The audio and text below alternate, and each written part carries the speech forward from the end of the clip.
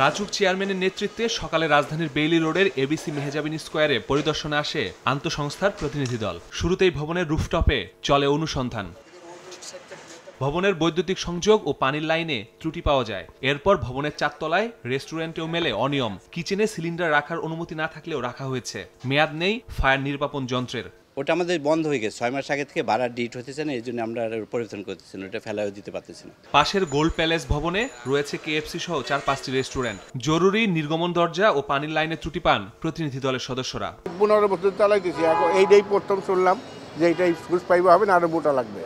এখন আমরা চেঞ্জ করে দিব। ফায়ার সার্ভিস জানায় প্রতিষ্ঠানগুলোতে অগ্নি নির্বাপন ব্যবস্থা উন্নত করতে হবে। ফায়ার এক্সটিংগুইশার তারা সঠিক জায়গায় রাখে নাই, বিশেষ করে আগুন লাগার যে অন্যতম সোর্স যেটা বিদ্যুৎ থেকে আগুন লাগে, সেই বিদ্যুতের ওয়ারিংগুলো যেন সঠিক মানে হয়। আর তারা দেখা যায় যে সমস্যাগুলো আছে আমরা তাদেরকে বলছি এই সমস্যাগুলো তারা যেন দ্রুত কমপ্লিট করে। রাজুক চেয়ারম্যান জানান ভবন ও রেস্টুরেন্ট মালিকদের আরও সচেতন হতে হবে। সব ডিপার্টমেন্টের একটা মতামত নিব, তাদের সাজেশন এবং যেগুলো ব্যত্যয় আছে এই ব্যত্যয়ের সহ একটা তাদেরকে চিঠি দিব এবং আমরা যদি হয়তো একটা সময় দিব তাদেরকে এর মধ্যে ঠিক করে ফেলতে, না হলে আমরা বিধিমতামক যে ধরনের তাদেরকে ফাইন করার বিষয় থাকে সেটা আমরা করব। দুর্ঘটনা রোধে বেইলি রোডের পাশাপাশি রাজধানীতে ধারাবাহিক পরিদর্শন অব্যাহত রাখা হবে বলে জানিয়েছে রাজুক।